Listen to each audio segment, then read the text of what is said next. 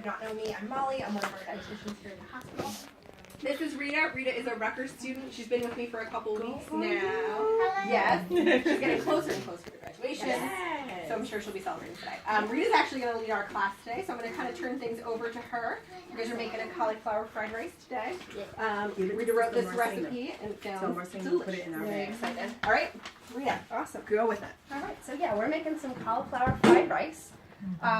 If you ever go out to a restaurant and get any fried rice, they'll do it with the white rice. And if you look at some of the calories and the sodium on that, it can be about like 2,000 calories and about 2,000 milligrams of sodium. So that's quite up there. So what we're going to do is we're going to put a little twist on this, and we're going to make it a little bit healthier, do it on a budget, and we're going to have a great sauce that we're going to put with it that's going to help reduce the sodium even more, but get some really great flavor.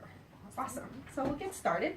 So we're going to start first with the chicken, because we want to get that out of the way. We don't want to worry about any kind of contamination, because after we do that, we'll wash our hands and we'll move to the vegetables, because everything else from here on out after the chicken is either veggies and then it's just a little bit of egg. So for the chicken, we're just going to dice it up into some cubes. We want to try to make sure that they're all about the same size so that they all cook up nice and evenly. And with chicken, what you can do is whenever it's on sale, you could buy like a nice big family pack, and you can separate it into different portion sizes. If you know you're going to cook some chicken right away, you can put that in the fridge. Otherwise, you can freeze the rest. And then if you have them, portioned out, then you can take them out of the freezer and cook them whenever you need them. And it's a little bit cheaper that way. Or we can skip this whole step if you happen to have some pre-cooked chicken already. You don't have any leftovers that you want to use up with your chicken, you can certainly do that with this recipe as well. We'll just skip the cooking part, obviously, and then at the end you'll throw it in where it says to add the cooked chicken back into the recipe. So it could be a nice way to reuse that. Well, if you're doing that, how many cups of your cooked chicken will you put your 2 boneless? Yeah, so about like 2 breasts worth. I would say maybe about a cup and a half. Yeah, cup and a quarter, cup and a half. Whatever looks good, 2 cups. More meat. Good. I mean, it's fine. Yeah. Portion to 2 So cups. it's less than Yes. Yes, I'll control my portion 2 cups. Yeah. So we have the and we are using the boneless, skinless chicken breast. So that's going to be less fat. I didn't have to actually trim anything off these because they come nice and trimmed. It's without the skin, which is going to save quite a bit on saturated fat. And also, if we're looking to cut back on calories, that's where a lot of that's going to come from as well. So the boneless, skinless breast is a nice, healthy option for here. Hands real quick.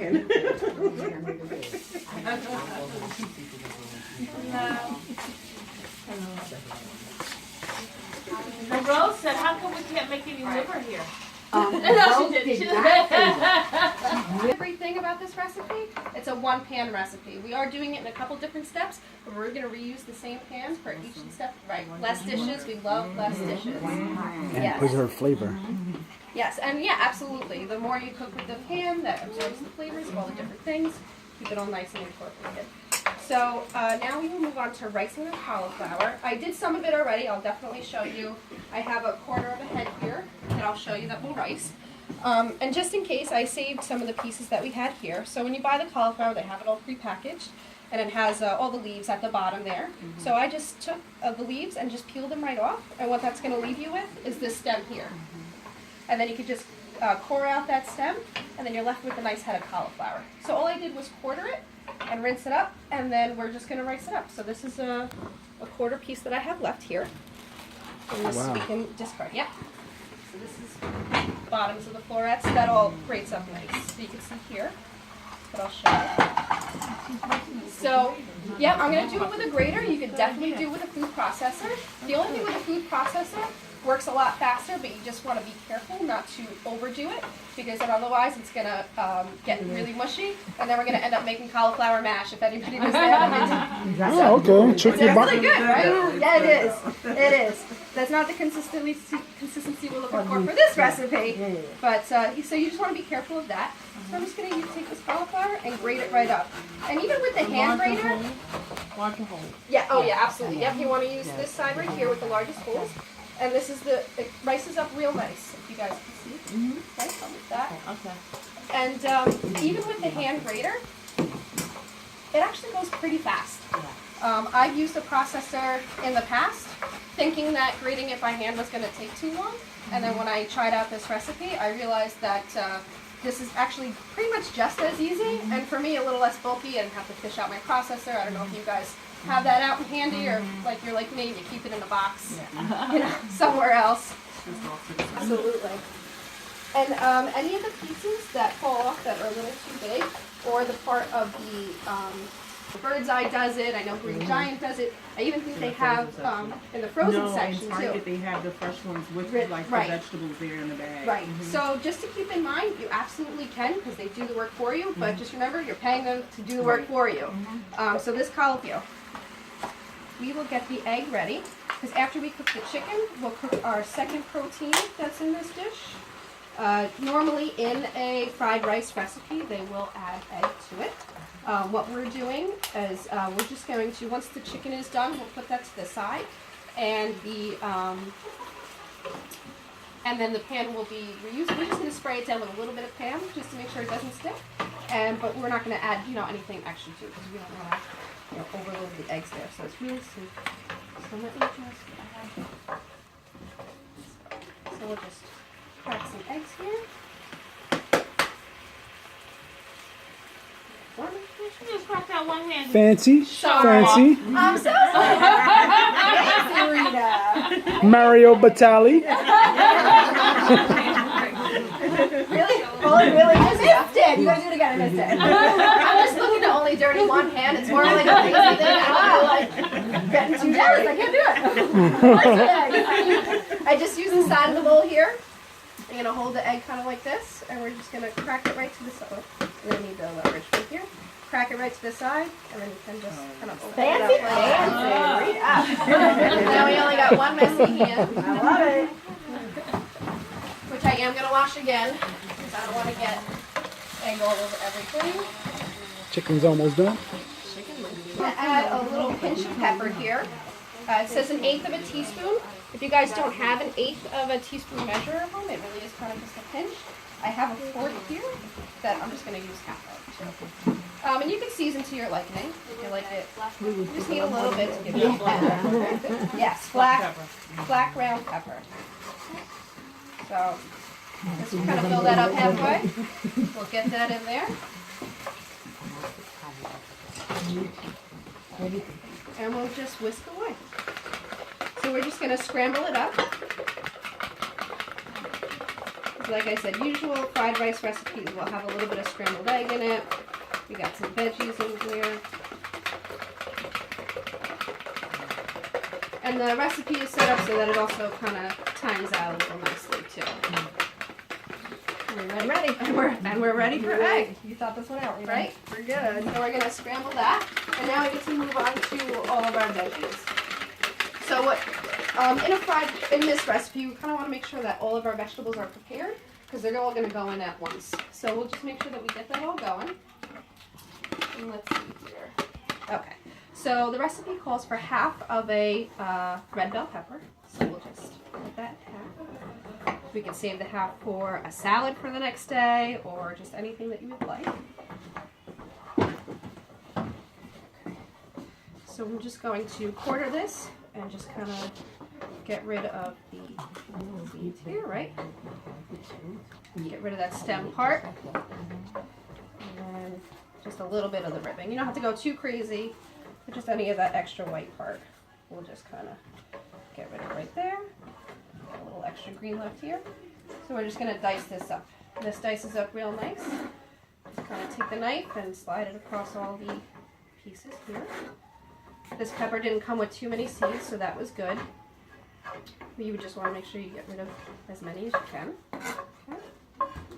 And we'll just take a couple here and just dice them up into nice cubes. Okay. That's the whole family of birds. Oh, it's kind of sad. Can you say it that way? Okay. Mommy and baby. So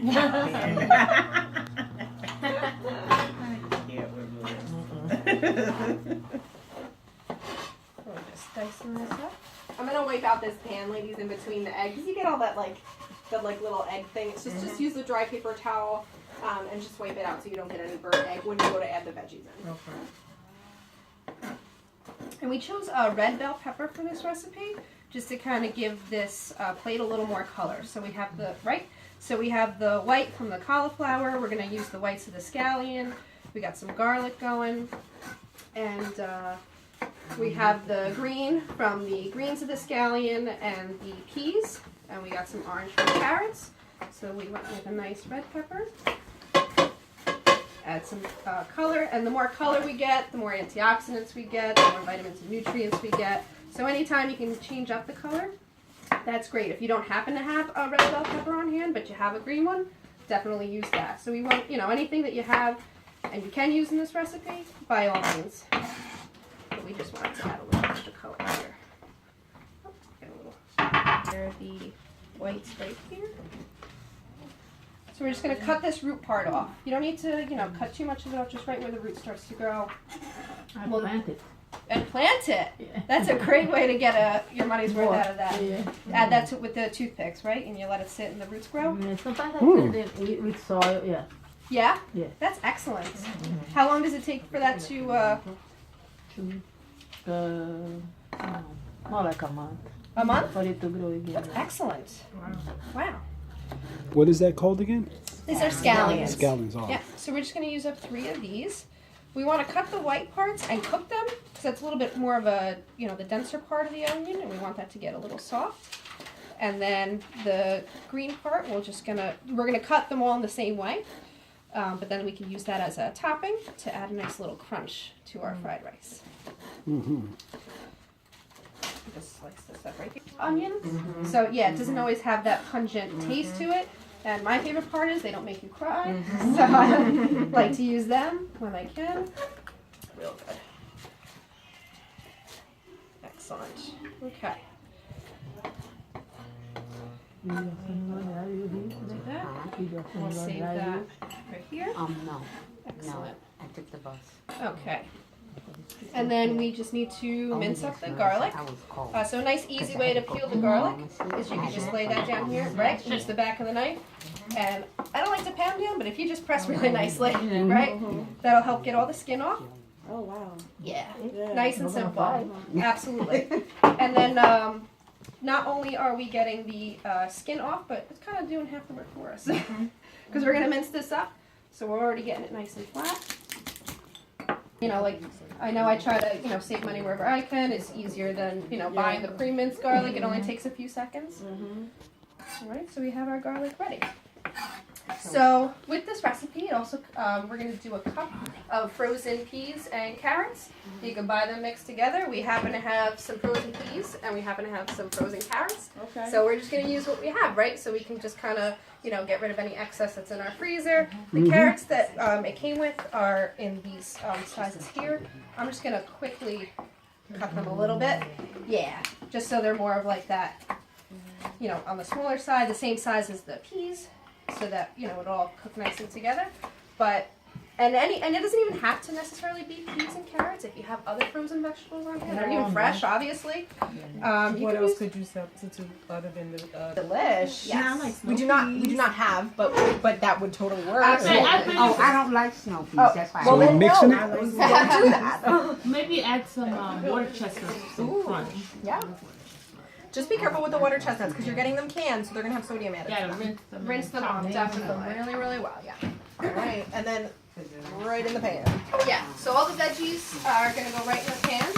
So we have You hear that our applause? peas, carrots, scallions, garlic, and bell pepper. And we're going to get that cooked up. So now we can start working on our 3/4 cup. Just give it a little shake first. If anybody's tried, so it's almost even kind of like a nice mix between two different recipes of fried rice and an orange chicken. Hmm. So we move that. Whoop! Whoa. Gotta be careful when Just want to make sure we get 3/4 cup. but you have to Right? look at it. Yeah, we'll definitely. Yeah, I'm gonna put it down and look at it. Got to look at it eye level. That's what they teach you at home at. It's the bottom little part. Don't look at the top part. Look at the little bottom. So we got the 3/4 cup of orange juice, and then we're gonna do 2 tablespoons of rice wine vinegar. And that's where your money goes. The rice wine, because all over your soy sauce, rice wine, not soy sauce, but what the heck? Soy vinegar, some vinegar. All the little stuff that you use. Apple cider vinegar? Instead of Oh, no, okay. So we're gonna do 2 tablespoons it of was the a rice stir wine fry. vinegar. What do you use stir fry? And this is gonna give it Like some nice teriyaki? flavor. Yeah, something like that. It's Yeah. not gonna be as strong as some of the other vinegars. But you spend a lot of money, but it lasts a long time. Yeah.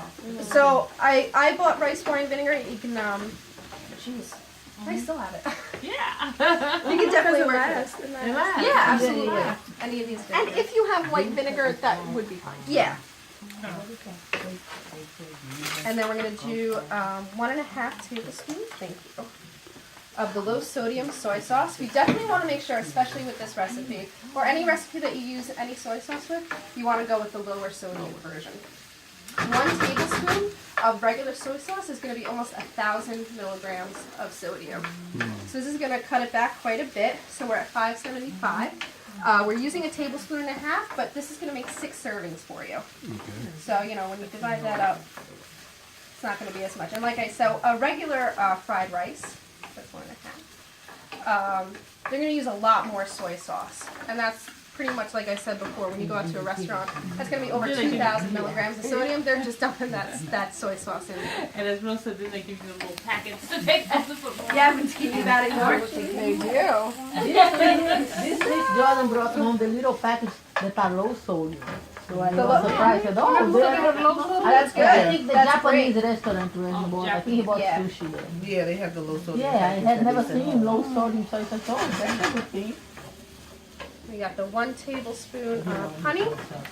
And then we're going to do, it's going to be 1 tablespoon of cornstarch. And that's going to help this sauce thicken up nice at the end for the final product. I'm gonna just go right. So I already put it.